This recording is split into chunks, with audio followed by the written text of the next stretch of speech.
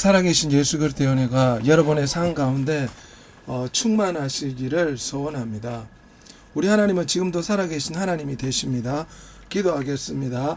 전능하신 아버지 하나님, 이 시간 우리 삼위일체 하나님에 대해서 다시금 신학을 공부하고자 합니다. 지혜와 총명과 명철함을 주시고 성령 하나님으로 함께 해주셔서 잘 깨달을 수 있도록 도와주시고, 온라인 강의를 듣는 동안 맑은 정신으로 집중해서 강의를 잘 마무리 지을 수 있도록 축복해 주옵소서. 예수 그리스도의 이름으로 기도합니다. 아멘. 삼위일체와 성부, 성자 하나님에 대해서 오늘은 살펴보도록 하겠습니다.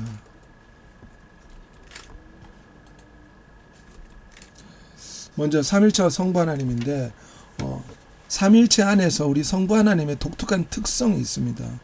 property. 성부는 스스로 존재하는 자로서, 스스로 존재하는 자. I am that I am이라 할 수 있죠. 여호와, 스스로 존재하는 자. 그리고 태어나지 않는 자. unbegotten. 성자의 특성은 영원한 출생, 영원한 begatten이지만 성부의 특성은 unbegotten이라는 것입니다. 성부만이 성자를 낳고 성령을 성자 안에서 파송합니다. 이것이 성부의 독특한 특성이죠. 이것을 위격적으로 구분된다고 말할 수가 있습니다. 아버지라는 명칭은 삼일체의 성자와의 관계에서 비롯된 것이다. 역시 여기서 관계를 뜻하는 것은 이런 관계나 성부만이 성자를 낳고 성령이 성자 안에서 파송한다. 그러므로 성부, 성자, 성령의 개성적인 면이 구분이 되는데, 이것이 히포스타시스라 할 수가 있습니다. 위격이란 말이죠. 이 위격은 관계를 통해서 우리가 유추해 볼 수가 있습니다. 요한복음 1장 14절 18절, 또한 요한복음 5장 8장 14절에 보면 성부와 성자의 관계에 대해서, 또 성부 하나님의 독특한 위격에 대해서 분명히 볼 수가 있습니다. 그리고 특별히 마태복음 11장 25절에도 보면, 마태복음 11장 25절, 예수께서 대답하여 이르시되 천지의 주제이신 아버지여. 성자가 자신과 구별하여 성부를 부르는 그런 모습입니다. 천지의 주제라고 말하죠. 신성의 근원이 성부에게 있는 것처럼 천지의 주제라고 할 수 있는 위대하신 하나님이 되십니다. 성부를 아버지라고 부르는데, 여기 성부를 아버지라 부르는 아주 독특한 성부만의 호칭이 있습니다. 아버지라는 명칭은 모든 피조물들의 근원이신 삼일체 하나님께 적용이 되는데, 고린도전서 8장 6절, 우리에게는 한 하나님 곧 아버지가 계시니 만물이 그에게서 났고 우리도 그를 위하여 있고, 또한 한 주 예수 그리스도께서 계시니 만물이 그로 말미암고 우리도 그로 말미암아 있느니라. 고린도전서 8장 6절에는 우리에게 한 아버지가 계신다. 만물이 그분으로부터 나왔다. 만물의 근원이란 뜻이죠. 에베소서 3장 15절, 이름을 주신 아버지 앞에 무릎을 꿇고 비노니. 모든 피조물에게 이름을 주시는 근원이신 아버지란 뜻이죠. 히브리서 12장 9절, 우리 육신의 아버지가 우리를 징계하여도 공경하였거든. 하물며 모든 영들의 아버지, 모든 영들의 기원이 되시는 아버지. 야고보서 1장 17절, 온갖 좋은 은사와 온전한 선물이 다 위로부터 빛들의 아버지로부터 내려오나니. 모든 은사의 기원으로서 아버지로부터 내려오는 모든 은사를 야고보서 1장 17절에 말씀하고 있습니다. 이런 측면에서 본다면 피조물의 근원으로서 성부에게 아버지라는 독특한 호칭이 주어집니다. 성경이 창조의 사역을 특별히 그에게 돌리고 있는 제1위를 언급하고 있습니다. 아버지라는 호칭은 그의 구약 백성이 이스라엘과 관계를 맺을 때, 특별히 신정적인 관계를 맺기 위해서 삼위일체 하나님께 돌려지는데, 구약 성경에서는 아버지에 대해서 언급을 하죠. 이사야 63장 16절에 보면 주는 우리의 아버지시라. 주는 우리의 아버지시다. 이스라엘 백성들이 하나님을 향해서 고백했던 표현입니다. 신명기 32장 6절 말씀, 여호와께 이같이 보답하느냐, 여호와는 내 아버지시오 너를 지으신 자가 아니시냐. 역시 신명기 32장 6절에도 여호와는 우리 아버지다 이런 표현을 씁니다. 그뿐만 아니라 우리 이사야 64장 8절에 보면 여호와여 이제 주는 우리의 아버지시니 우리는 진흙이요 주는 토기장입니다. 우리는 주의 손으로 지으신 바 되었나이다. 여기에도 역시 아버지란 표현이 나오죠. 예레미야 3장 4절 말씀, 너가 이제부터는 내게 부르짖기를 나의 아버지여, 아버지는 나의 청년 시절의 보호자시오니. 여기도 역시 아버지라고 하나님을 표현하고 있습니다. 말라기 1장 6절 말씀, 내 이름을 멸시하는 제사장들아, 나 만군의 여호와가 너에게 이르기를 아들은 그 아버지를, 종은 그 주인을 공경하나니 내가 아버지일진데 나를 공경함이 어디 있느냐, 내가 주인일진데 나를 두려워함이 어디 있느냐. 말라기 1장 6절에도 이스라엘 백성들의 관계에서 오늘날 모든 믿음의 백성들도 포함하는 말이죠.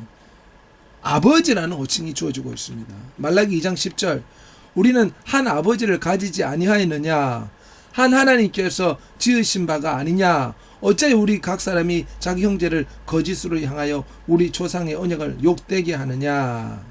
여기에도 보면 하나님을 우리 아버지라고 표현하고 있습니다. 아버지 하나님. 신약에서 아버지라는 호칭은 윤리적인 의미에서 그의 모든 영적인 자녀들의 아버지로서의 하나님을 지칭하기 위해서 사용되었습니다. 마태복음 5장 45절, 이같이 한즉 하늘에 계신 너희 아버지의 아들이 되리니 이는 하나님이 그 해를 악인과 선인에게 비추시며 비를 의로운 자와 불의한 자에게 내려주심이라. 마태복음 6장 6절부터 15절 말씀, 너는 기도할 때 내 골방에 들어가서 문을 닫고 은밀한 중에 계신 내 아버지께 기도하라. 은밀한 중에 보시는 내 아버지께서 갚으시리라. 중언부언하지 말라. 구하기 전에 너에게 있어야 할 것을 너희 하나님 아버지께서 아시느니라. 그러므로 너희는 이렇게 기도하라. 하늘에 계신 우리 아버지여, 아버지의 이름이 거룩히 여김을 받으시오며. 여기에서 보면 하나님을 우리 아버지로 표현합니다. 마태복음 6장 13절에 나라와 건세와 영광이 아버지께 영원히 있사옵나이다. 마태복음 6장 14절에 너희가 사람의 잘못을 용서하면 너희 하늘 아버지께서도 너희 잘못을 용서하시리라. 만일 너희가 사람의 잘못을 용서하지 아니하면 너희 아버지께서도 너희 잘못을 용서하지 아니하시리라. 로마서 8장 16절에도 나와 있습니다. 성령이 친히 우리 영과 더불어 우리가 하나님의 자녀인 것을 증언하시나니. 요한 1서 3장 1절에 보면 보라, 아버지께서 어떠한 사랑을 우리에게 베푸사 하나님의 자녀라 일컬음을 받게 하셨는가. 여기에 보면 다 신약시대의 영적인 주님의 자녀들의 아버지로서 성부 하나님을 지칭하는 것을 볼 수가 있습니다. 또한 이 아버지라는 호칭은 삼위일체의 제2위격 성자 하나님에게도 적용되는 말씀입니다. 요한복음 1장 14절 말씀이 육신에 대해 우리 가운데 거하시며 우리가 그의 영광을 보니 아버지의 독생자의 영광이요 은혜와 진리가 충만하더라. 여기에서는 성자 하나님의 아버지 성부를 뜻합니다. 또한 요한복음 1장 18절 본래 하나님을 본 사람이 없으되 아버지 품속에 있는 독생하신 하나님이 나타내셨느니라. 역시 삼일체의 아버지와 아들을 뜻하죠. 요한복음 5장 17절 예수께서 그들에게 이르시되 내 아버지께서 이제까지 일하시니 나도 일한다. 우리 주 예수님께서 성부 하나님을 아버지라고 지칭하고 있습니다. 요한복음 5장 18절 유대인들이 이로 말미암아 더욱 예수를 죽이고자 하니 이는 안식일을 범할 뿐만 아니라 하나님을 자기의 친아버지라 하여 자기를 하나님과 동등으로 삼으심이라. 요한복음 5장 19절 예수께서 그들에게 이르시되 내가 진실로 너에게 이르노니 아들이 아버지께서 하시는 일을 보지 않고는 아무것도 스스로 할 수 없나니 아버지께서 행하시는 그것을 아들도 그와 같이 하느니라. 성부와 성자의 관계에서 아버지를 사용하고 있죠.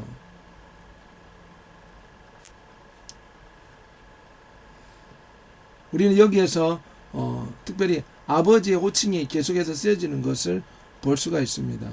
제1위의 형 이상학적인 의미에서 제2위의 아버지이십니다. 이것은 하나님의 근원적인 아버지됨, 모든 지상적인 아버지됨은 이것의 희미한 반영에 불과합니다. 즉 삼위일체 하나님 안에서 성부가 근원인 아버지가 된다는 것입니다. 우리는 성부 하나님을 아버지라 부르는 아주 독특한 성구만의 호칭을 살펴보았습니다. 그러면 특별히 좀 더 구체적으로 살펴보면 에베소서 1장 17절 영광의 아버지라고 특별히 성부 하나님에 대해서 표현합니다. 에베소서 1장 17절 우리 주 예수 그리스도의 하나님 영광의 아버지께서 지혜와 계시의 영을 너에게 주사 하나님을 알게 하시고 성자의 구속으로 말미암아 영어롭게 된 성도들의 아버지로서 로마서 8장에서는 우리에게 베푸신 하나님의 은혜의 역사는 그분의 미리 아심으로 시작되고 그분의 예정하심, 부르심, 의롭다 하심을 거친 후에 영화롭게 하심으로 완성될 것입니다. 그래서 영광의 아버지라고 에베소서 1장 17절에 불리는 것입니다. 로마서 8장에서는 모든 피조물이 하나님의 아들들의 나타남, 하나님의 아들됨의 영화롭게 됨을 고대하고 있으며 그 피조물 자체가 하나님의 자녀들의 영광 안에 들어가기를 소망하고 있다고 로마서 8장에 말씀하고 있습니다. 하나님의 아들들을 영화롭게 하심으로 그분은 영광의 아버지라고 불리웁니다. 영광의 아버지라고 성부 하나님을 부르죠. 에베소서 3장 14절과 15절에 보면 하늘과 땅에 있는 각 족속의 아버지라는 표현이 있습니다. 성부 하나님에 대한 호칭입니다. 에베소서 3장 14절에 내가 하늘과 땅에 있는 각 족속에게 이름을 주신 아버지 앞에 무릎을 꿇고 비노니 아버지는 모든 인류의 근원이십니다. 하나님이 창조하신 이스라엘의 근원이며 만물의 기원이십니다. 하나님께서 인류의 각 족속에게 이름을 주신 것은 마치 생산자가 그의 생산품에 이름을 붙이듯이 아버지가 그 아들에게 이름을 붙여주는 것과 비슷합니다. 아담이 하나님의 아들이라 불리었죠. 이것은 모든 사람들이 하나님의 소생이며 모든 성도들의 아버지가 되시기 때문입니다. 사도행전 17장 28절 우리가 그를 힘입어 살며 기동하며 존재하느니라. 우리가 그의 소생이라. 이러므로 성부 하나님을 호칭할 때 각 족속의 아버지라고 지칭합니다. 갈라디아서 4장 6절 너희가 아들이므로 하나님이 그 아들의 영을 우리 마음 가운데 보내서 아바 아버지라 부르게 하셨느니라. 성부 하나님의 또 호칭으로는 만유의 근원으로 불리웁니다. 만유의 근원. 로마서 11장 36절 만물이 주에게서 나오고 주로 말미암고 주에게로 돌아갑니다. 만물의 근원이신 아버지를 뜻하죠. 고린도전서 8장 6절 우리에게는 한 하나님 곧 아버지가 계시니, 아예 직접적으로 표현합니다. 아버지가 계시니 만물이 그에게서 났고 우리도 그로 위하여 있고 한 주 예수 그리스도께서 계시니 만물을 그로 말미암고 우리도 그로 말미암아 있느니라. 여기에서 아버지가 만유의 근원임을 볼 수가 있습니다. 히브리서 2장 10절 만물이 그를 위하여 또한 그로 말미암음이가 많은 아들들을 이끌어 영광에 들어가게 하시는 일에 그들의 구원의 창시자를 고난을 통해서 온전하게 하심이 합당하다. 여기에서는 아버지의 만유의 근원됨을 살펴볼 수가 있습니다. 그 아버지로부터 구원의 창시자인 아들을 통해서 많은 아들들을 산출하시는 근원이신 아버지를 볼 수가 있습니다. 영들의 아버지 히브리서 12장 9절에 있는데 또 육신의 아버지가 우리를 징계하여도 공경하였거든 하물며 모든 영의 아버지께 복종하지 않겠느냐. 성도는 성령 하나님으로 거듭난 자로서 하나님에게서 다시금 태어난 자입니다. 요한복음 1장 13절, 요한복음 3장 16절. 그러므로 아버지는 거듭난 우리 영들의 아버지가 되십니다. 히브리서 12장 9절. 또 성부는 그리스도의 머리라고 불립니다. 개정개혁 성경 고린도전서 11장 3절에 보면 나는 너희가 알기를 원하노니 각 남자의 머리는 그리스도요 여자의 머리는 남자요 그리스도의 머리는 하나님이라. 여기에서 본체적 삼일체의 내재적 질서에 따라 성부 성자가 영원히 성부로부터 나오시기 때문에 성부가 성자의 근원이 되고 성육신 하신 그리스도는 성부를 아버지와 머리로 하는 성자의 경륜적인 측면입니다. 결국 내재적인 질서상 그리스도의 머리는 성부 하나님이십니다. 그래서 성부 하나님은 그리스도의 머리라고 불립니다. 또한 성부 하나님은 보이지 않는 하나님이라고 지칭됩니다. 골로새서 1장 15절 그는 보이지 않는 하나님이, 이게 성부 하나님을 뜻하죠. 보이지 않는 하나님의 형상이다. 이것은 바로 예수 그리스도를 뜻합니다. 모든 피조물보다 먼저 나신 자니 본래 하나님을 본 사람이 없으되 성부 하나님은 우리가 볼 수가 없습니다. 아버지 품속에 있는 독생하신 하나님이 나타내셨느니라. 심지어 모세도 영광의 하나님을 온전히 보지를 못했죠. 그분의 영광이 지나갈 때 그의 뒷모습만 겨우 조금 볼 수 있었습니다. 하나님을 본 사람이 없다. 이 말은 성부 하나님을 본 사람이 없다는 것입니다. 그런데 눈에 보이지 않는, 인간의 눈에 보이지 않는 성부 하나님을 성자 하나님께서 나타나셨다는 거죠. 우리 인간들에게. 성자를 본 것은 성부를 본 것과 같습니다. 이는 하나님 영광이 강체시오 그 본체 형상이라 그의 능력의 말씀으로 만물을 붙드시며 죄를 정결케 하는 일을 하시고 높은 곳에 계신 즉 크신 이의 우편에 앉으셨느니라. 본체 형상이라. 예수 그리스도는 본체 형상인데 이 본체는 성부 하나님의 본체죠. 물론 성자 하나님의 본체가 될 수 있습니다. 동일 본질이기 때문에. 아무튼 성부 하나님은 보이지 않는 하나님으로 분류합니다. 가까이 가지 못할 빛에 거하시는 분.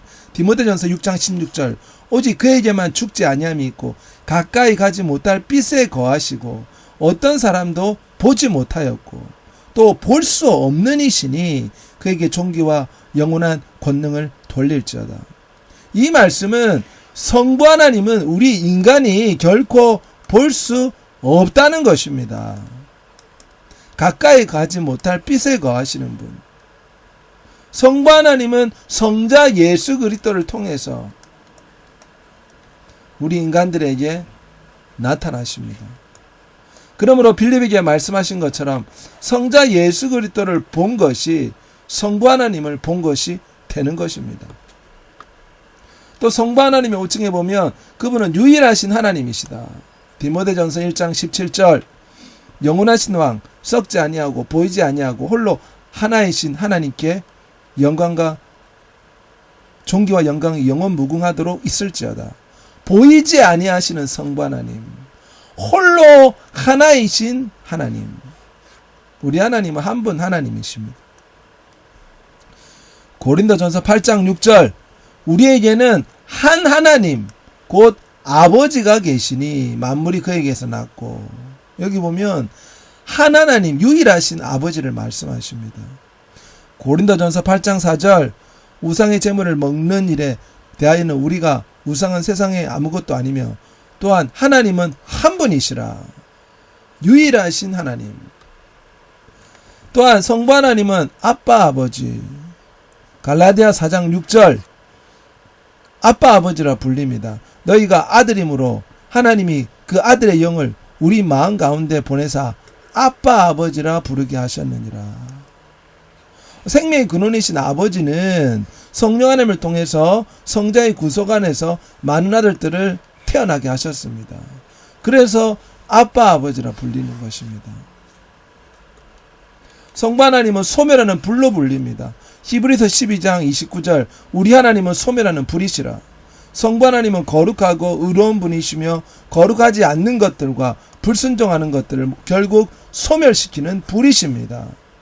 그러므로 성도는 성자의 십자가로 구속되고 거룩하게 성별되어야 됩니다. 본체로서의 성부 하나님에 대해 살펴보겠습니다.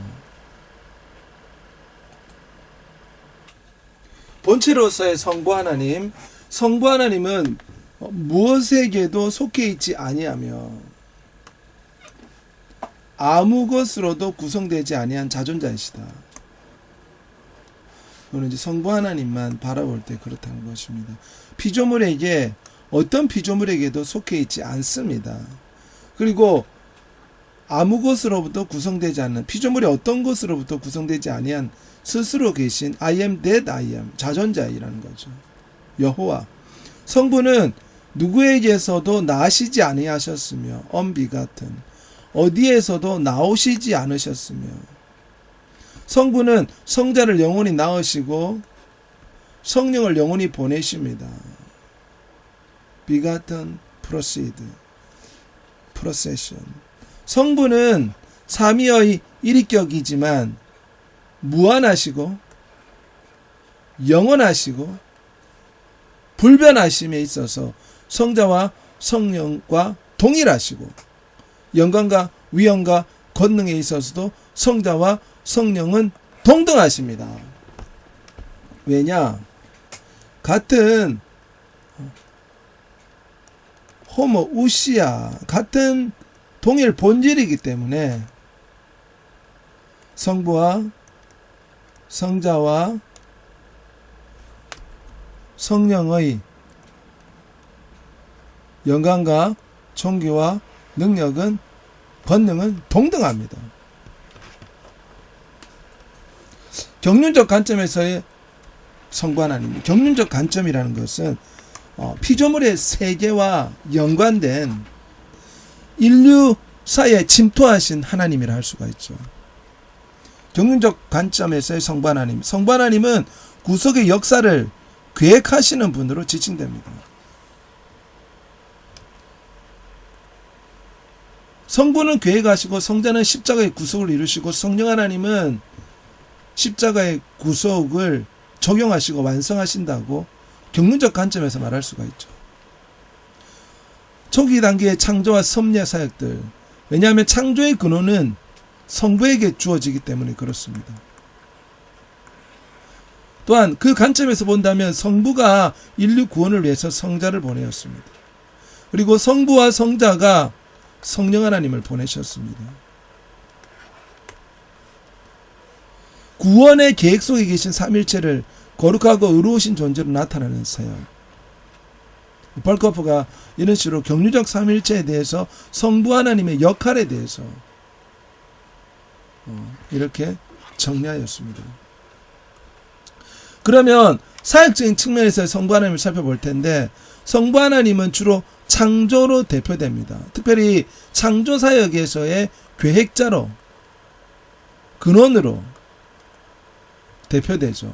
성부의 창조 사역은 성부 단독의 사역이 아니라 성자, 말씀과 지혜로 불리우죠. 성령 하나님, 수면 위에 운행하셨다는 창세기 말씀대로 성자와 성령 하나님과의 협력 사역입니다. 성부께서 세상의 창조에 있어서 말씀이신 성자와 능력이신 성령을 통해 세상을 창조하신 것입니다. 성부는 성자와의 교통 속에서 성자의 사랑 가운데 성자 안에서 성자로 말미암아 세상을 창조하셨습니다.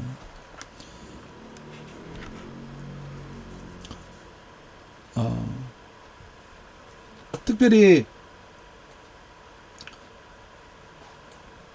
성부는 성령의 능력으로 만물을 창조하셨고 만물은 성령의 능력에 의해서 유지되며 존재합니다. 창조는 성부의 사역이지만 성자와 성령이 함께 하신 사역입니다. 결국 경륜적 관점에서 본다면 성부와 성자와 성령은 함께 협력해서 사역하신 것을 볼 수가 있습니다. 성부는 성자 예수 그리스도를 낳으신 분입니다. 여기서 이 출생은 거듭 말씀드리지만 인간의 출생과 다릅니다. 영원한 나심입니다. 예수 그리스도를 낳으신 하나님, 성부이신 하나님은 성자이신 예수 그리스도를 낳으신 아버지이십니다. 낳으셨다 이 말은 창조되었다는 뜻이 아닙니다. 아리우스나 여호와 증인들은 이 말 때문에 예수 그리스도가 피조된 1인자다고 말하지만 그렇지 않습니다. 같은 우시아를 하나님과 같은 우시아를 가진 전능한 창조주이십니다. 따라서 오늘날 영원한 오늘을 가리키는 것으로서 과거, 현재, 미래 내가 오늘 나왔다는 이 시편 말씀이죠. 과거, 현재, 미래의 시제를 초월함으로 시작도 끝도 없는 하나님의 시간의 관점에서 내가 너를 낳았다. 이런 표현이라 할 수가 있죠.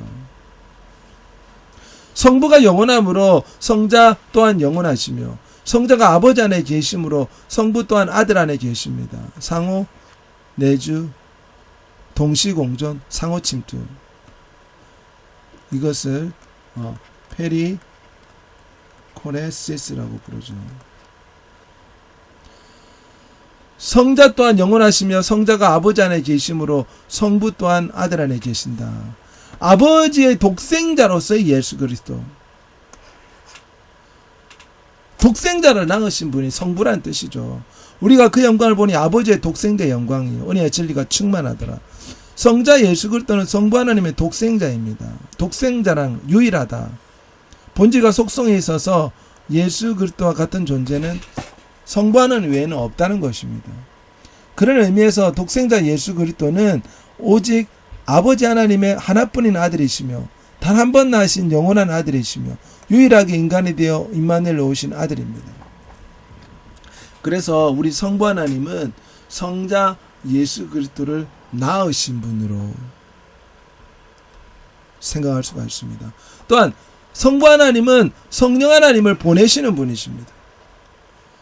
성부 하나님은 성자 예수 그리스도와 함께 필리오케 성령 하나님을 이 세상에 보내셨습니다. 성령은 아버지와 아들로부터 영원에서 영원까지 계속해서 나오십니다. 프로시드 하시죠. 프로세스는 하셨죠. 아들의 나심, 아들의 비가트는 단회적입니다. 완료적인데 비해 성령의 나오심은 영원히 지속적이고 진행적입니다. 이거는 이제 벌크어프의 주장입니다.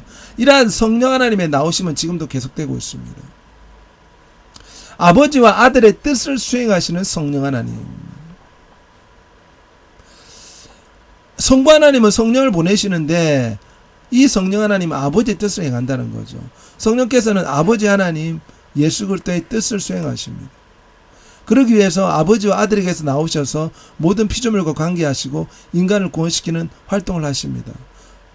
성령 하나님은 아들이신 예수 그리스도 안에 계시는 아버지의 뜻을 성취하십니다. 또 아들을 위해 일하시죠. 아버지께서 계획하신 인간 구원을 아들 예수 그리스도가 성취하셨고 아들이 성취하신 그 구원을 성령 하나님은 모든 인간들에게 적용시키십니다. 중생과 성화를 통해 성령 하나님은 아버지의 구속 역사를 이행하고 계시죠. 결국 아버지의 뜻을 성취하시는 성령 하나님을, 성부 하나님은 보내십니다.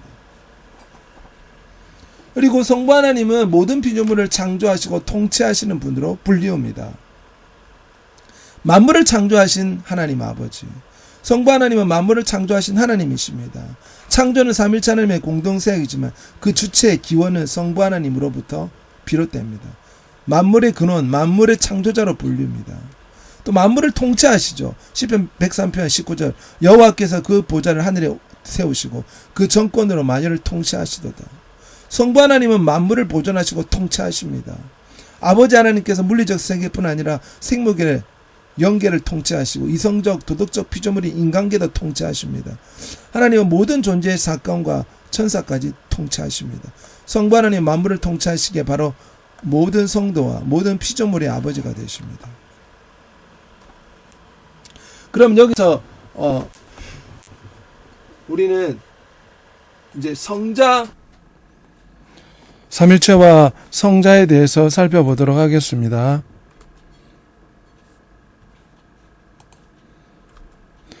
성자 하나님의 호칭에 대해서 살펴볼 텐데, 성자는 성육신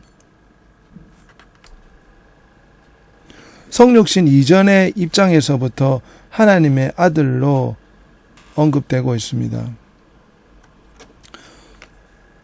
요한복음 1장 14절, 18절, 갈라디아 4장 4절에 보면 이미 그분은 독생하신 하나님의 아들로 표현되고 있죠. 성자는 하나님 아버지의 독생자로 불리는데 그것은 그의 직무전의 윤리적 의미에서만 하나님의 아들이었다면 그에게 적용되지 못했을 칭호입니다. 어떤 구절에서는 그 호칭이 그리스도의 신성을 지시하고 있다는 사실이 아주 분명하게 우리에게 제시하고 있습니다. 우리 주 예수님은 제자들에게 하나님을 우리 아버지라 부를 것을 가르치셨고 동시에 자기 자신은 그를 단지 내 아버지로 칭하였습니다. 이로써 자신이 아버지와 아주 독특한 관계를 가지고 있음을 거듭 말씀하셨죠. 아버지가 내 안에 내가 아버지 안에 있는 것을 믿으라. 나를 본 자는 아버지를 보았느니라. 아버지께서 모든 세상의 심판의 권세를 아들에게 주었도다. 마태복음 11장 27절에 하나님의 아들이신 주 예수님은 하나님에 대한 독특한 지식, 다른 아무도 소유할 수 없는 독특한 지식을 소유하고 계셨습니다. 유대인들은 주 예수님이 형 이상학적인 측면에서 자신이 하나님의 아들이었다고 주장하는 것을, 사실 유대인들은 정확하게 예수 그리스도가 하나님의 아들이라는 것을 깨닫지 못하였습니다. 하나님의 아들이라고 주 예수께서 이야기했을 때 이거를 상징적으로 받아들였죠.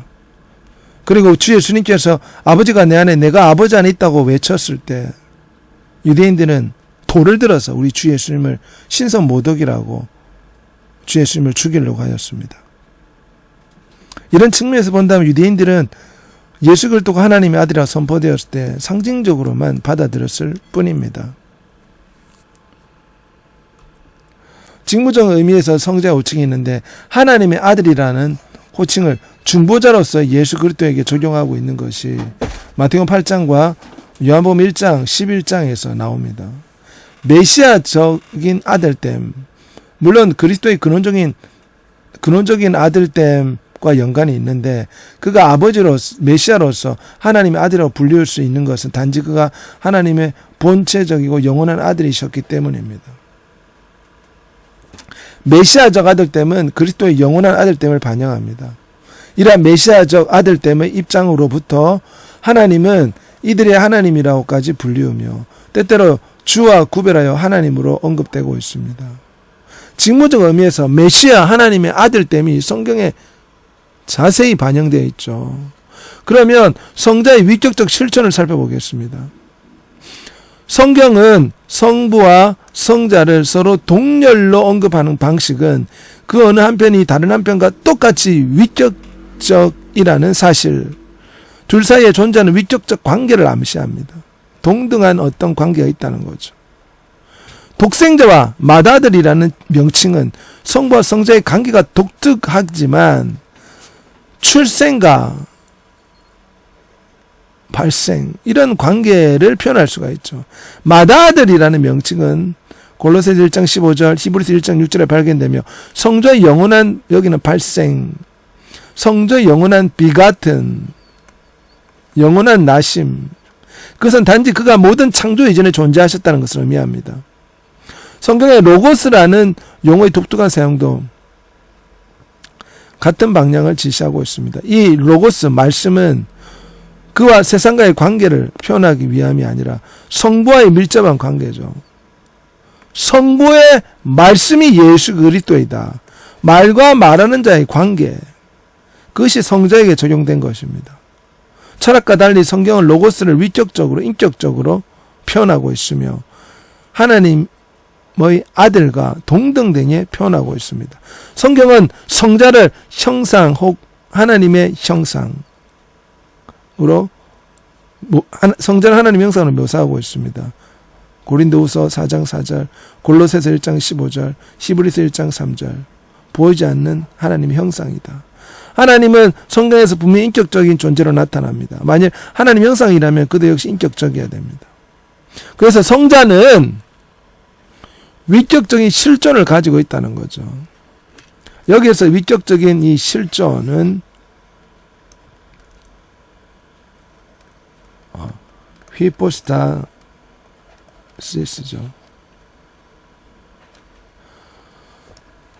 person, substance, substance. 위격적인 성부와 구별되는 실존을 가지고 있다. 그런 내용입니다. 성자의 영원한 나심. 성자의 인격적인 고유성은 그가 아버지로부터 영원히 나시며 성부와 함께 성령의 파송에 참여한다는 점입니다. 이것이 삼일체에서 성자의 독특성입니다. 또 위격으로 구분되는 모습이죠. 성자의 발생에 관한 교리는 삼일체의 제1위격과 2위격과의 관계, 아버지와의 아들과의 관계를 암시합니다.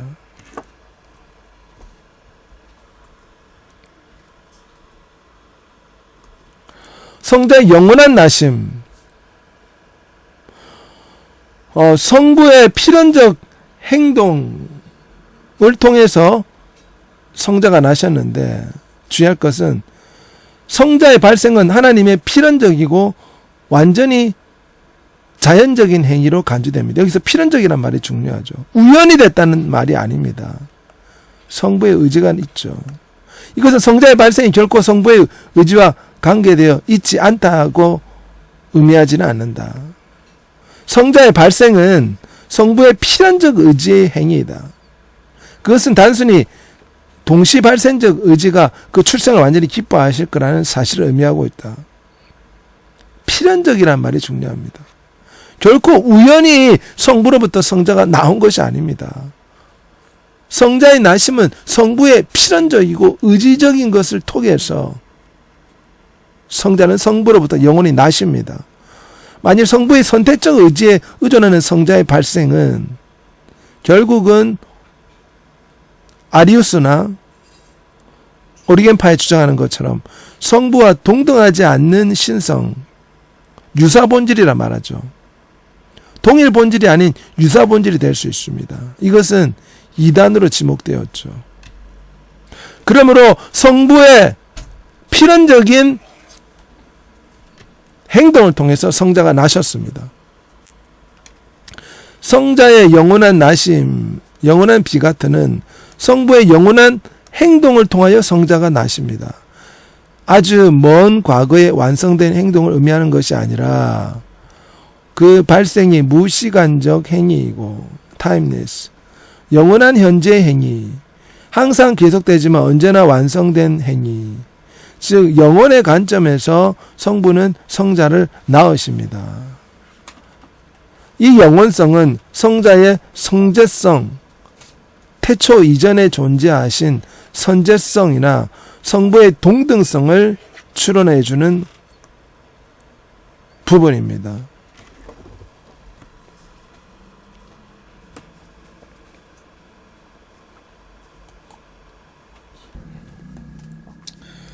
성자의 영원한 나심에 대해서 우리는 이러한 성경 구절을 통해서 살펴볼 수가 있습니다. 성자의 영원한 나심을 계속 살펴보면 성자의 신적 본질의 발생이 아니라 위격적 실존의 발생에 대해서 살펴보겠습니다. 어떤 사람은 마치 성부가 성자의 본질을 발생하는 것처럼 말하지만 이것은 그가 자기 자신의 본질을 출생하였다는가 말하는 것이 동일하게 됩니다. 그러나 이런 표현은 정확한 표현이라 할 수가 없습니다. 그것보다는 오히려 성부가 성자의 위격적 실존을 발생하지만 신적 본질을 온전히 성자에게 전달하셨다. 이렇게 말하는 것이 오히려 더 안전하다 할 수가 있습니다. 본질의 출생 개념이 성자가 무에서 창조되었다는 결론을 도출하기 위해서는 오히려 성자의 위격적 실존이 발생하고 신적 본질은 성부와 동일한 본질이다. 그 본질이 영원히 전달되었다. 영원히 비같은 되었다. 이렇게 표현하면 좀 더 안전한 표현이 될 수가 있죠. 성자의 영원한 나심, 성자의 발생은 삼위일체 일위격의 신적 존재 안에서 성부죠. 성부 안에서 자기 자신과 같은 제2위의 실존의 근거가 되며 그 제2위로 하여금 어떤 분할이나 분리, 변화가 없이 신적 본질을 전부 소유하게 하시는 영원하고 필연적인 행위이다. 여기서 우리는 강조해야 될 것이 같은 우시아라는 것입니다. 그 같은 신적 본질을 가졌다는 것이죠. 그래서 영광과 권능과 능력과 힘은 성부와 성자가 동일합니다. 성경에서 성자의 신성을 강조하는 성경 구절은 아주 많이 있습니다. 요한복음 1장 1절, 20장 28절, 로마서 9장 5절, 빌립보서 2장 6절, 디도서 2장 13절, 성자 하나님에 대한 신성은 이처럼 성경에서는 누누이 특별히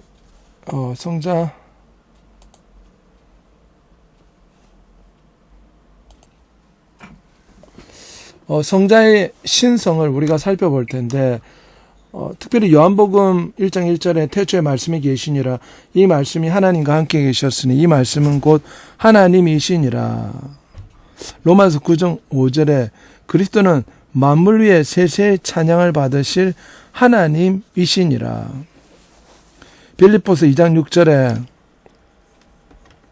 그는 근본 하나님의 본체시나 하나님과 동등됨으로 취할 것으로 여기지 아니하시고 하나님의 본체란 말이 나오죠.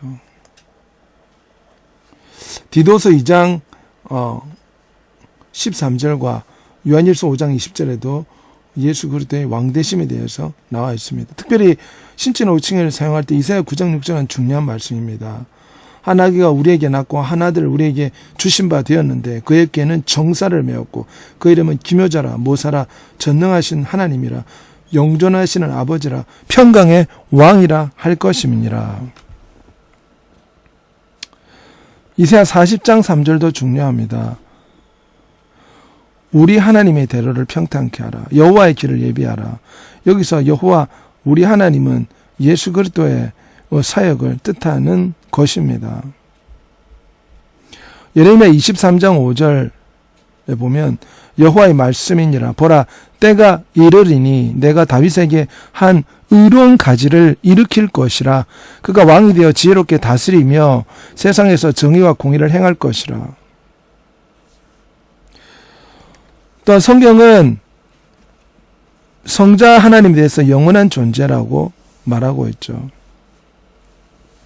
계시록 1장 8절에 주 하나님 이르시되 나는 알파요 오메가요 이제도 있고 전에도 있었고 장차 올 자라 전능한 자라. 계시록 22장 13절에 나는 알파 오메가의 처음과 마지막이라 시작과 마침이라. 이런 말씀을 살펴보면 그리스도의 영원한 존재를 살펴볼 수가 있습니다. 그리스도의 편재성에 대해서도 우리가 살펴볼 수가 있죠. 그뿐만 아니라 그리스도의 전지성, 그리스도의 전능, 그리스도의 성자 하나님의 전지성, 성자 하나님의 전능, 성자 하나님의 불변성, 성자 하나님의 그 신적 속성들에 대해서 나와 있는데, 이 모든 속성들은 성부에게도 돌려지고 있습니다. 빌립보서 3장 21절에 그는 만물을 자기에게 복종하게 하실 수 있는 자의 역사로 우리의 낮은 몸을 자기의 영광의 몸의 형체같이 변하게 하시느니라. 히브리서 1장 10절에 보면 주여 태초에 주께서 땅에 기초를 두셨으며 하늘도 주의 손으로 지으신 바라. 그것들은 멸망할 것이나 오직 주는 영존할 것이요 그것들은 다 옷과 같이 낡아지리나 의복처럼 갈아입을 것이요 그것들은 옷과 같이 변할 것이나 주는 여전하여 연대가 다음이 없으리라. 히브리서 13장 8절에 예수 그리스도는 어제나 오늘이라 영원토록 동일하시느니라. 골로새서 2장 9절에 그 안에 신성의 모든 충만이 육체로 거하시고, 이 모든 것은 성자 하나님의 영원한 존재, 편재, 전지성, 전능성, 불변성, 이런 것들을 보여주는 구절들이라 할 수가 있습니다. 성경은 성자가 창조하셨다. 태초에 말씀이 계셨고 그 말씀을 통해 만물이 지은 바 되었으니 지은 것이 하나도 그가 없이는 된 것이 없느니라. 골로새서 1장 16절 만물이 그에게 창조되되 하늘에 있는 것이나 땅에 있는 것이나 보이는 것이나 보이지 않는 것들과 왕권이나 주권들이나 통치자 권세 만물이 다 그로 말미암고 그를 위하여 창조되었느니라. 히브리서 1장 2절 마지막 내 아들을 통해서 우리에게 말씀하셨는데 이 아들을 만유의 상속자로 세우시고 그로 말미암아 모든 세계를 지으셨느니라. 태초에 주께서 땅에 기초를 두셨으며 하늘도 주의 손으로 지으신 바라. 여기 보면 창조하신 성자를 볼 수가 있습니다. 특별히 사제의 은총을 베푸시는 주님, 또 섭리하시는 주님. 누가복음 10장 22절에 내 아버지께서 모든 것을 내게 주셨으니 아버지 외에는 아들이 누구인지 아는 자가 없고 아들과 아들의 소원대로 계시를 받는 자 외에는 아버지가 누구인지 아는 자가 없느니라. 아들의 소원대로 이루어지는 하나님의 섭리가 나와 있죠. 특별히 성경 말씀을 살펴보면 요한복음 3장 35절에 아버지께서 아들을 사랑하사 만물을 다 그의 손에 주셨으니, 아버지는 아들에게 세상을 심판할 권세를 주셨고 만물을 아들의 손에 주셨습니다. 모든 이름이 예수 그리스도 이름에 굴복해 하셨습니다. 만물의 권세를 아들에게 주셨죠. 섭리적인 모습을 볼 수가 있습니다. 우리 주 예수님께서는 사제의 은총까지 가지고 계십니다. 왜? 전능하신 하나님이시기 때문에. 마태복음 9장 2절과 7절에 보면 침상에 누운 중풍병자를 사람들이 데리고 왔을 때 내 죄사함을 받았느니라. 인자에게 죄사함의 권세가 있음을 너에게 보여주려 한다 말씀하셨죠. 골로새서 3장 13절 누가 누구에게 불만이 있거든 서로 용납하고 피차 용서하되 주께서 너희를 용서하신 같이 너희도 용서하라. 사제의 권능이 성자 하나님께 있습니다. 부활과 심판에 대해서 나오죠. 마태복음 25장 31절 인자가 자기 영광으로 모든 천사와 함께 올 때 자기 영광의 보좌에 앉아 심판하실 것이라. 디모데후서 4장 1절 하나님 앞과 살아있는 자와 죽은 자를 심판하실 그리스도 예수 앞에서 그가 나타나실 것과 그의 날을 두고 엄히 명하노니. 심판자의 권세를 볼 수가 있습니다.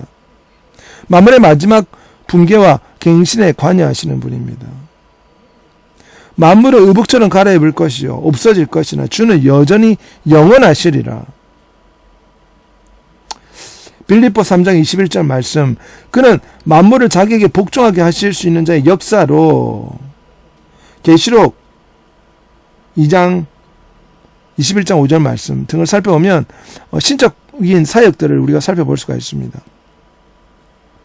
특별히 신적인 영광을 성자에게 돌리는데 요한복음 5장 22절 23절은 아버지께서 아무도 심판하지 아니하시고 심판을 다 아들에게 맡기셨고 모든 사람으로 아버지를 공경하는 같이 아들을 공경하게 하려 하심이라. 아들을 공경하지 아니하는 자는 그를 보내신 아버지도 공경하지 아니하느니라. 고린도전서 15장 19절 만일 그리스도 안에서 우리가 바라는 바 다만 이 세상뿐이면 모든 사람 가운데 우리가 더 불쌍한 것이라. 그러므로 우리 주 하나님께서는 신적인 영광을 성자에게 돌려서 우리가 부활한 육신을 입도록 하셨습니다. 특별히 고린도후서 13장 13절 예수 그리스도의 은혜와 하나님의 사랑과 성령의 교통하심이 너희 무리와 함께 있을지어다. 마태복음 28장 19절에도 아버지와 아들과 성령의 이름으로 세례를 주라. 신적인 영광을 성자에게 돌리는 것을 볼 수가 있습니다. 본체 영상으로서 성자는 영원 속에서 성부 하나님 안에 계셨습니다. 또 성부의 낳으신 바 되어 이 세상에 보내신 받은 성부의 유일한 독생자 아들이십니다. 그는 성부의 독생자로서 유일한 하나님의 아들이시며 영원한 아들이며 육신을 입으신 아들입니다. 성자는 성령을 보내시는 하나님이십니다. 필리오케 사상 볼 수 있죠.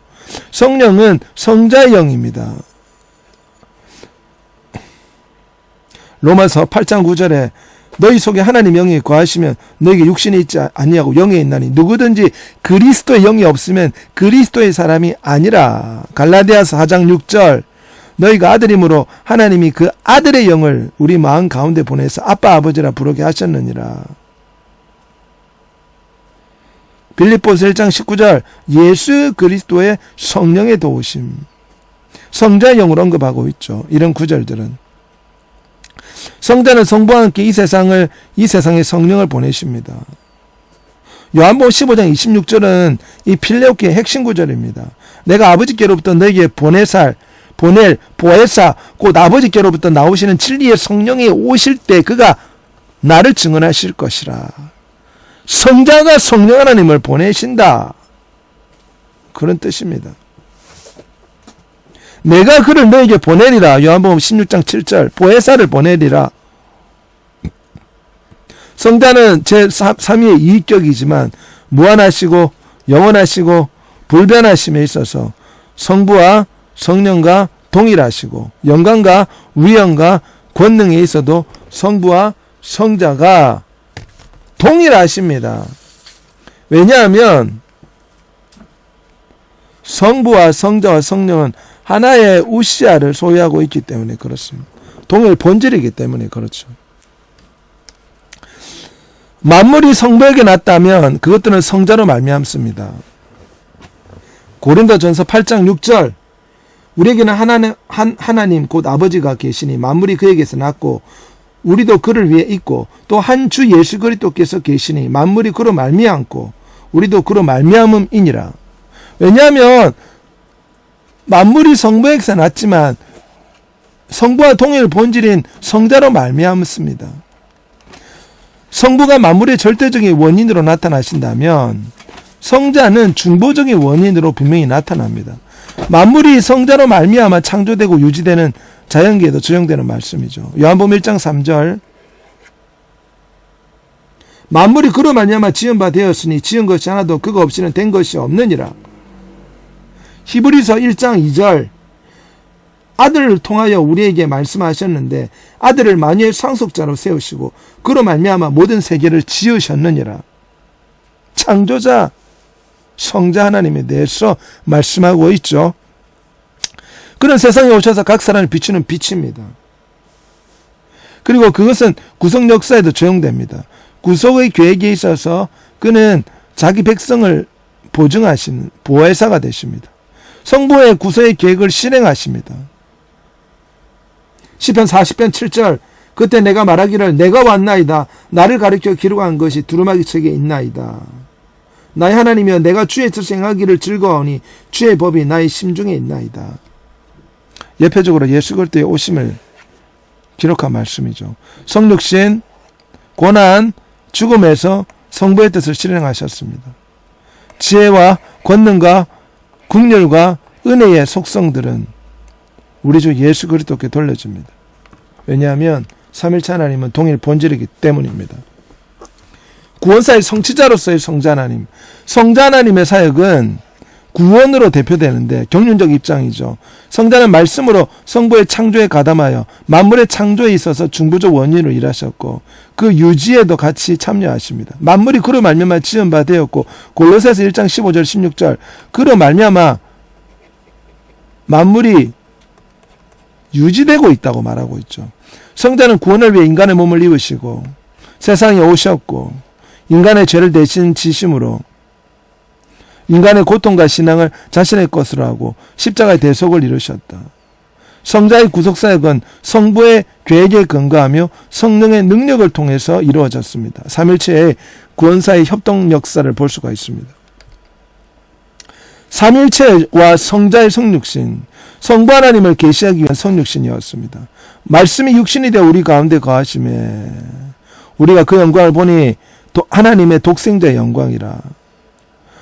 요한복음 1장 18절에도 본래 하나님의 본 사람이 없을 때 아버지의 품성에 독생하신 하나님이 나타내셨느니라. 성부 하나님을 나타내는 분이 바로 성자입니다. 성육신을 통해서 눈에 보이지 않는 하나님을 이 세상에 나타내셨죠. 하나님의 구원 계획을 성취하기 위해서 마태복음 8장 29절 또한 마태복음 26장 63절 요한복음 1장 49절에 보면 그리스도께서 하나님의 아들이라고 고백하는 것을 볼 수가 있는데 성자 하나님이 성육신한 의미는 바로 인류 구세주가 되기 위함입니다. 그래서 성육신은 삼일체 하나님의 최고의 자기 계시 행위입니다. 왜냐하면 성령 하나님 눈에 보이지 않고 신성의 근원이 성부 하나님이 눈에 보이지 않지만 성자 하나님께서 성육신 하심으로 눈에 보이지 않는 성부 하나님을 성육신하신 예수 그리스도를 통해서 나타내신 것입니다. 그래서 우리 주 예수님께서 빌립에게 하신 말씀대로 나를 본 자는 아버지를 보았느니라. 예수 그리스도가 신성의 모든 충만함으로 인류 가운데 신성을 드러내셨고 신성을 개방하셨고 신성의 어떠한 모습을 인류 가운데 발휘하셨죠.